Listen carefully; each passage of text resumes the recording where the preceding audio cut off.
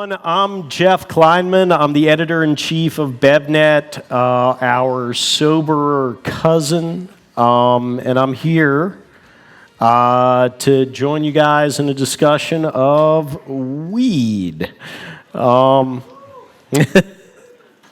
So, Tommy referred to it earlier, and I think there's this sort of ongoing dialogue between craft brewers and cannabis producers. And, I think for a lot of folks, the discussion is, do brewers need to be scared of it? Can they use it?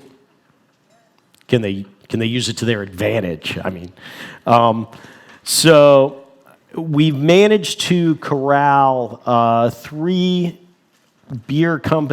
former beer company executives who've sort of gone in search of greener pastures to come to us and talk not just about the state of the cannabis industry, but how these things grow together, how they grow side by side, whether there is something to be paranoid about, or if there's real things that these brands can teach each other as they grow. So I'm going to invite to the stage now Ted Whitney, who's the VP of Sales from Kiva. Who's the sales director at Nug. Brian Dewey, who's the vice president of sales at Kiva Confections. And Matt Gamble, who's the VP of operations at Theory Wellness in Massachusetts. Thanks for coming up, guys. Thanks for having us here. So I want to start off by asking real quick what y'all did in the beer business and how that's translated over to what you're up to right now. I was always in sales and beer. Started off hand selling, sitting in front of cooler doors, and worked my way up to sales director. And it translates directly. Sales is a skill that can get you anywhere else, especially if you smoke a lot of weed when you do it. Talk about hand selling. I spent 10 years with Sierra Nevada, and then came out to Southern California to help Golden Road out as our VP of sales. Moved over to Stone Brewing to start their national account strategy team, and then my last role there was running Stone Distributing, so I got the brand, the key account side, and the distribution side. Okay, and what are you finding similar, different in terms of the distribution system?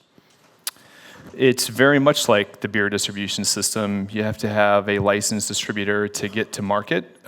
Similarities for me is a lot what Tommy talked about earlier. It's a little bit of the craft beer, how it used to be. It's a community. Sales are still sold on relationships. There's a desire for education, and there's a ton of passion behind it, and people are striving to learn more. Okay. Now, Matt, you're in operations at Theory, so tell us a little bit about that and what you were doing before that. So I was in all three tiers of the beer biz. Started in retail, moved into contract brewing, handling distribution and sales, and then ended up in distribution in Massachusetts. So at Theory Wellness, I oversee the production of all the products, distribution to our stores. We're vertically integrated, which is a big difference from the beer industry, from my experience. Controlling every step in the chain gives you a lot more control over the quality of the product and how the consumer gets it, something that we kind of lost touch with in beer a little bit. Is there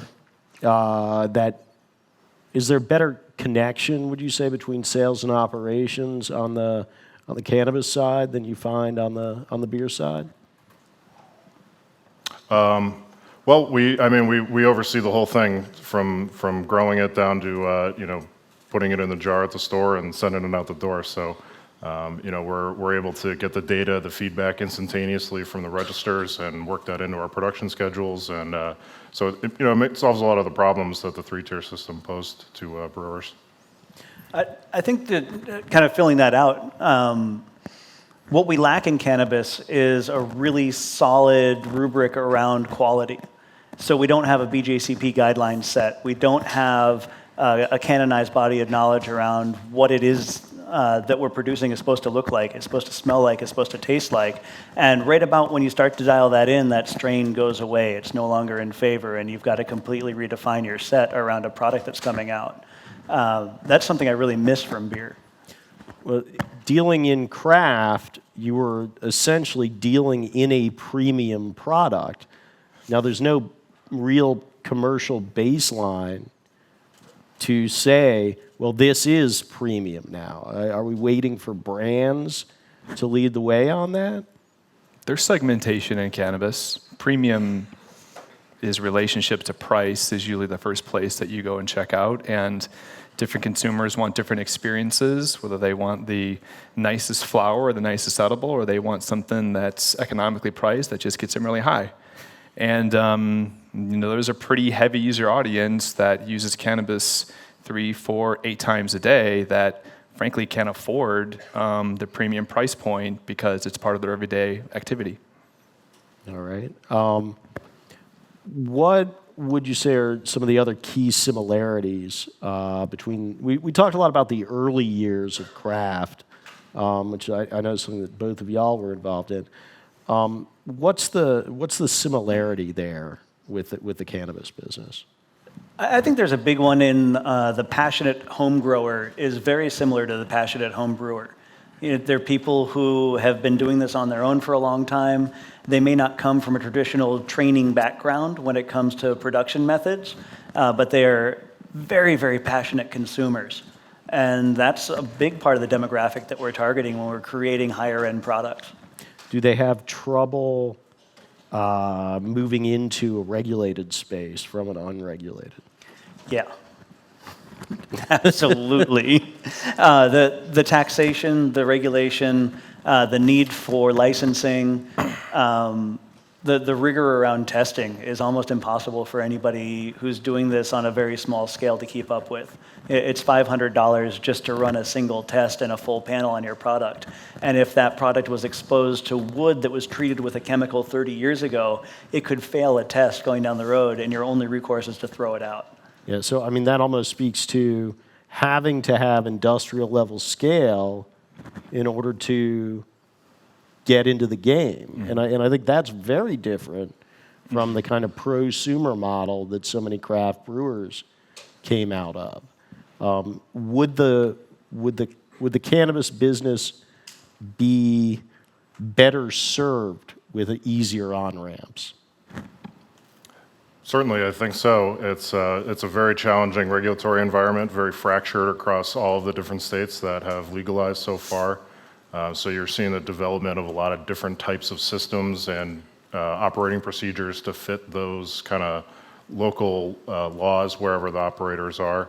And there's no real unifying structure or code or regulation that covers it all. So simplifying things and getting more people in the industry would certainly help. It would help bring down the price for the consumer, but there's some kind of side effects to that. The regulations are great at keeping unsafe products off the shelves and making sure all the taxes get paid, and finding the balance there I think is going to be important for future growth. Brian, when we were speaking, there were some things about the beer industry that you seem kind of tired of. Yeah. So what do can we talk a little bit about that and how the cannabis business can avoid some of those growth issues? Tommy talked a little bit about it earlier today. There's this need to chase recipes or chase innovations, and once somebody has a good idea, the entire community goes in that direction. And we're framing the customer to drink the same styles of beer, just with a different price tag and a different label on it. That was certainly happening, that I was seeing that. My last part of craft beer, I was on the distribution side, and the consolidation was happening, saturation was happening, and these really small families, independent companies that we were representing were having a tough time to keep up. They've leveraged their business, they had to expand, they had to bring in tanks, and as a distributor, you always don't have solutions for them in the market because they have some legacy products that haven't changed a while, and it was hard for me just to find joy being in an industry which you're in when single-digit growth is the new normal. And trying to get flat is the baseline. And I spent most of my career having so much fucking fun at 15, 20, 30% growth, and everybody was all in it together. And sometime along the way, we all started fighting with each other. And that was sort of a message for me that it was probably a time for me to look outside the industry. I had a cool conversation with someone the other day. We were talking about addiction to growth and why that's so important. And he was a Canadian producer. And he came back to, the growth percentage is irrelevant to a company that's right-sized and executing really well. And that's what's going to allow people to produce something that they're really passionate about and set themselves apart in the market, and then let things go where they go. Something that Tommy did really well certainly years ago. I remember drinking Carnival 10 years ago and thinking like, holy shit, like this is not a good business decision, but it represents an extraordinary passion from someone who's not going to compromise. And that's exactly what I loved about craft beer, and I want to see more of that happen in cannabis. I think the only way we're going to have that happen is to keep growth addiction out of things and right size and execute based on business plans. Mm-hmm. Now, I'm coming from a less well-developed recreational market in Massachusetts. It seems to me, though, that you can have passionate growers and passionate advocates on the hand-selling level or the hand-passing level. This is great. Try this. Drink this. It's a wonderful experience. But it's hard to, because there's no real commercial, again, not an established commercialized baseline for the consumer beyond the heavy user. Mm-hmm. The casual user doesn't know this is going to be great, this is going to be less great. I wonder, is consumer education the real key, as Tommy was talking about for beer, or is it simply a binary? It's getting me high or it's not. Tommy, sorry, I want to say it's important because he said this. He's like, it's our job to bring a new consumer in to get educated. Well, there was a time when you used to walk into every beer bar and liquor store and there'd be passion and education and they would talk to you about these different beers and this different innovation. That's exactly how a cannabis shopping experience is. Nobody knows anything. They walk in and they're surrounded by a passionate group of employees that are familiar with products and they want to recommend something from them. So it's okay to be a casual consumer because you're gonna be educated the moment you walk in, and it's hard to find that shopping experience. It's the most personalized shopping experience anywhere, in my opinion, that you're greeted up front. It's a human interaction, and they get to understand what you want. Do you think then that on-premise consumption is the next step up for that? I think there's a lot of challenges with on-premise consumption. The driving while inebriated component of it is a kind of a looming problem that hasn't really been addressed very well yet, and I know a lot of people are working on it, but the effects of cannabis can last significantly longer when taken edibly, as many of the on-premise consumption sites are licensed for. So dealing with the challenges there will be important to get adoption with that kind of model, but definitely seems like a great opportunity. There's a stat that provides beer some protection that 49% of cannabis consumption is used alone. 9% of alcohol consumption is used alone. On-premise consumption is consuming socially, and cannabis hasn't found that hurdle just yet. I think technology is coming online that's going to facilitate easing on-premise consumption. Nano-encapsulation tech, where you've got 4-minute onset times and faster transit through your system. It's going to help a lot. One of the issues I think we face is helping people understand the intrapersonal effect of cannabis, where even in the same user, you're going to have a dramatically different effect from the same product on 2 different days. Well, that's just like gin. Yeah, or tequila. So let's shift to the interaction with the beer industry, though. I mean, what's the ultimate impact that you guys see this having on beer, and having been in this space for about a year each, what should beer be learning from the growth of the cannabis business? I see growing organically as one of the biggest things that I noticed in the craft beer industry, the breweries that, grew smart, took their time, expanded into markets when the demand was there. I really see that as being an important part of building a successful multi-state cannabis operator. It's really important to, maintain your quality standards, maintain your brand standards, and grow in a way that's sustainable to meet those goals. Otherwise, you'll dilute yourself right out of any new market you go into. I want to touch on the concept, too, of beer feeling threatened by cannabis in any way. I mean, everybody in the room knows that it takes a lot of beer to make a little wine, and it takes a lot of weed to make a little beer. I mean, that's just been a thing forever, I thought. So I feel like the industries have always been hand in hand. It's just now cannabis is paying taxes. If anything, cannabis became less of a threat because we effectively doubled our price overnight. Okay. You mentioned brand standards, and this goes back to that on-premise question. What's the feedback loop like for consumer insights to go back to the brand? I'm vertically integrated, so we get it right from the front lines. If the consumers like products, we know that day. If they don't like it, we know that day. I'm sure it's different for you guys, having a little more reach and scale. We still stick to Instagram for a lot of the feedback. Yeah. Like 5 fire emojis is a really good rating. Yeah. I'll remember that. It's a baseline. Yeah. Kiva's been around, it'll be 10 years next year since we've been around. Ted and his company is part of the legacy business that they were in market first, and they've weathered all the storms. So there's already experience and a loyalty to Kiva and Nug. So if we decide to innovate or expand or bring in different flavors, that we already have a captive audience, and we can do it a little more efficiently than someone who's brand new coming into the space.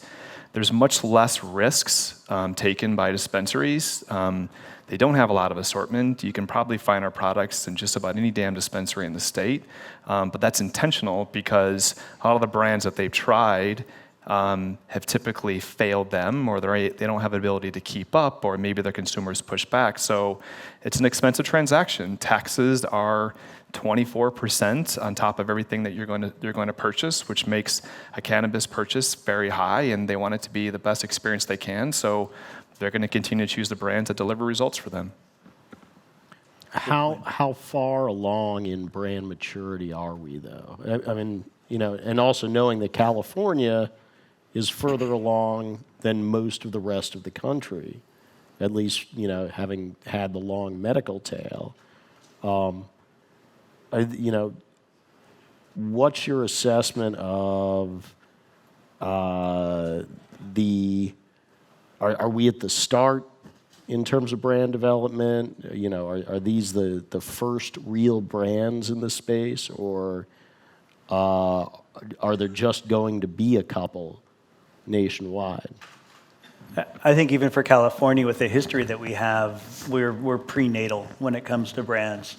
We're just getting into having brand presence and brand identity and consistency. In as much as, even Kiva being out for 10 years, we had a medical consumer going into a Prop 64 consumer, and that was very different than the retail experience today.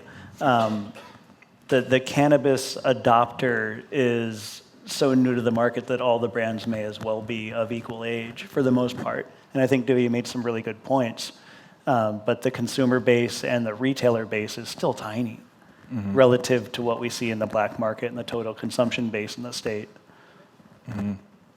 So tiny, but growing. So I want to ask, what are some growth metrics that you see for your companies right now? How many people are you expect to hire in the coming year?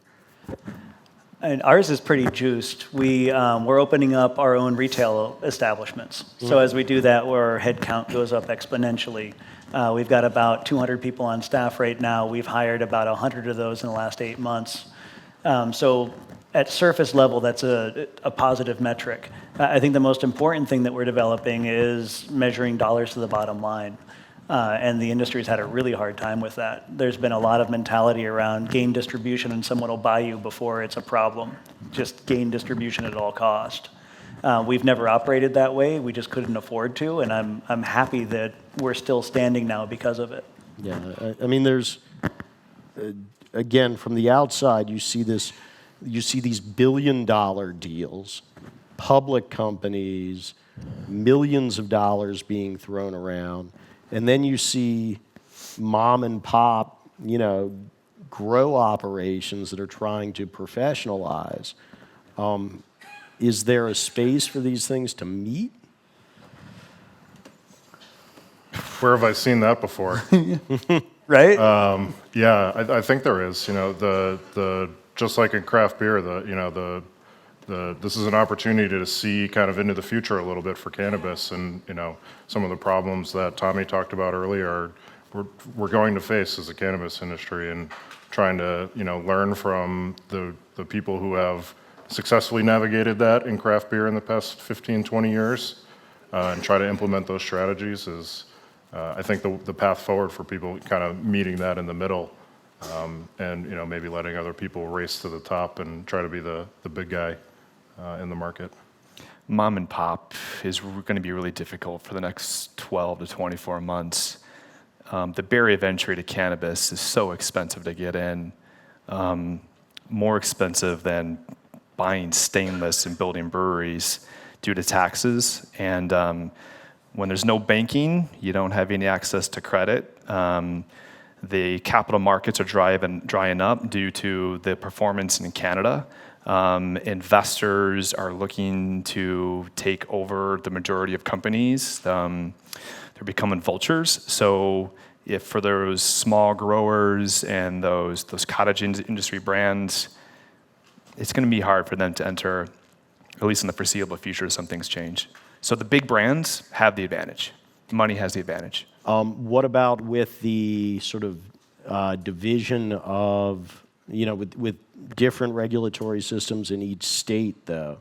Do individual local brands have an opportunity knowing that it's harder to become a multi-state operator? Or is there just too much money behind them? I think that's kind of a twofold issue. So becoming a multi-state operator, you've got to have a lot of organization, a really solid business plan, and be ready to go into a completely different retail environment in every state that you enter. The bet is that eventually the borders are going to fall. So at that point, if your MSO investment, your multi-state operation investment becomes redundant, you're up a creek with no paddle, or with 500 paddles that you haven't paid for yet. Yeah, and you're hoping that Canopy will come and pick it up off you, right? Yeah, well, we've seen how all those investments are going now, too. Yeah, are you all concerned that some of those larger plays are going to crater your markets? We're not. We believe winning in cannabis is winning in California. It's half the entire North American market. And if you can compete and win here, then you can win anywhere. And it's our opinion that the brands in cannabis are going to survive are going to come from California. Now, you just expanded into Nevada, right? This is our second partner in Nevada, but yes. Can you talk a little bit about the difficulties of moving across state lines and what some of the folks who are thinking about doing that might want to consider? Oh, goodness.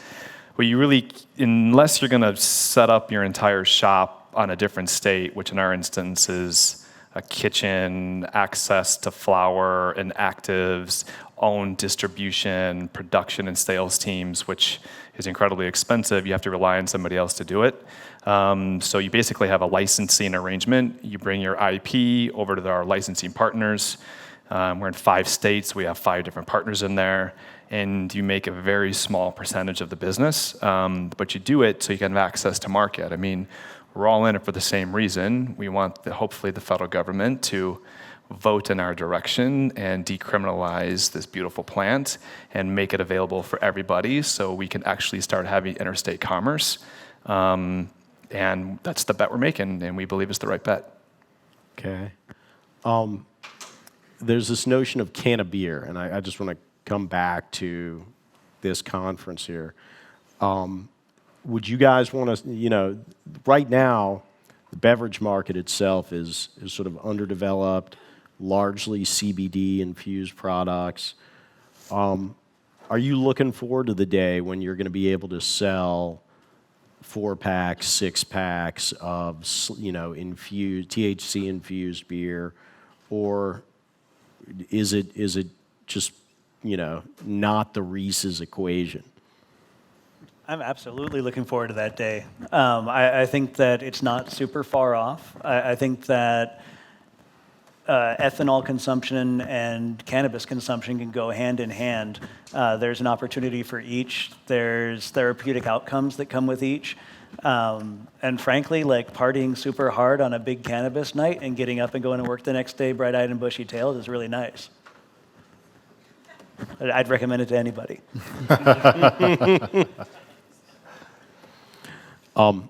What do you think is holding that kind of delivery method back?